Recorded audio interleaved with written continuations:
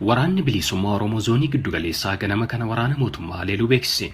Waraanni bilisummaa Oromoo Zoonii Giddugaleessaa ganama kana caamsaa 6,2021 lixa Shawaa Aanaa Abuna Gindabarat ganda Herarii Feenjoo bakka addaa Kuree jedhamtutti waraana mootummaa Itoophiyaa fi Shaabiyaa maqaa sakattaan bobba'an irratti haleellaa raawwachuun 12 ajjeesee 9 immoo madoo guddaan adabuu beeksiseera.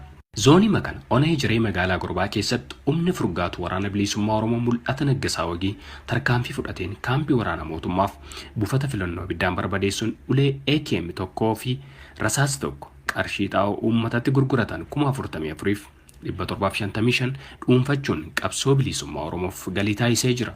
Ona Daabargaa iddoolee garaagaraattis milishaan meeshaa harkaa qaban waraana bilisummaa Oromoof galii gochaa jiraachuu waboon zoonichaa beeksiseera. Oduma wal fakkaatuun waraanni bilisummaa Oromoo Zoonii Giddugaleessaa caamsaa 4,2021 halkan dheengaddaa waraana mootummaa 5 ajjeesuu fi 2 madeessuu ifoomseera. Waraanni bilisummaa Oromoo Zoonii Giddugaleessaa Shawaa Lixaa Aanaa Elfataa ganda ittisaa Kooyyee iddoo addaa Gabaa Amusii jedhamutti tarkaanfii waraana Shaabiyaaf waraana mootummaa Itoophiyaa irratti fudhateen 5 battalatti ajjeesee 2 madeessuun waboon Zoonii Giddugaleessaa beeksiseera. Waraanni bilisummaa Oromoo Zoonii Kibbabaa Oromiyaa Konyaan Arsii Ba'aa keessa socho'u guyyaa irraa godina Arsii Ba'aa ona Moonessaa bakka Heebal Laaqicha jedhamutti tarkaanfii waraana mootummaa irratti fudhateen hedduu ajjeesuun kaan ammoo maduun adabuu beeksiseera.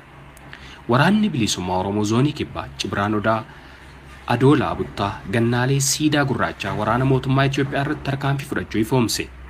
Waraanni bilisummaa Oromoo Konyaa Gujii Ba'aa Aanaa Goorodoolaa ganda Adaadii Odaa Cabee keessatti waraana mootummaa maqaa sakattaa jedhuun bobba'e irratti caamsaa 5,2021 tarkaanfii haxxeedhuun fudhateen battalatti 8 ajjeesuun 5 madeessee jiraachuudha akka gabaase.